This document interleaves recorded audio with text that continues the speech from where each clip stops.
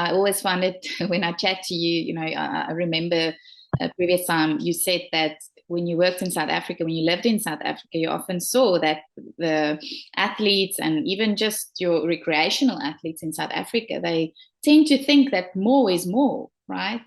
Around exercise. And the more we train, the stronger I will become, the better I will do in my endurance or races or whatever, endurance events or races that I participate in. But yeah, you're saying that this is not necessarily the case, right? So more is not necessarily more. Yeah, correct. South Africans invented this phrase, push through. Yeah. And a funny story, but I had a South African student living in London. And when I hosted a course in London, we had him in the heat chamber.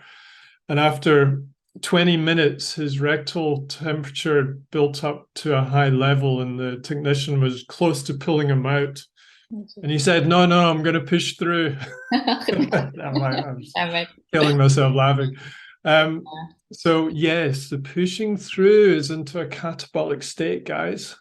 So if you're talking about specifically muscle growth, the bodybuilders know best, and they will mostly do an exercise session, very intense, but within about a 45-minute period to limit the cortisol or stress hormone peak. And then they'll go straight into recuperation strategies. And that's key. But with the era we're in now, we've got HIIT sessions. We've got, what was it, Sweat 1000 I came across in South Africa. I came across CrossFit growing and evolving in South Africa. And these are incredibly popular in South Africa because of the push through. More is better, harder is better. But in terms of retaining your muscle and potentially building your muscle, we need to come back to old-fashioned weight training.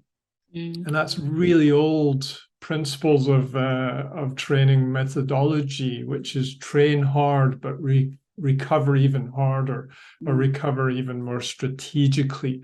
So within the training session, you need good recoveries between these hard, let's call them hits.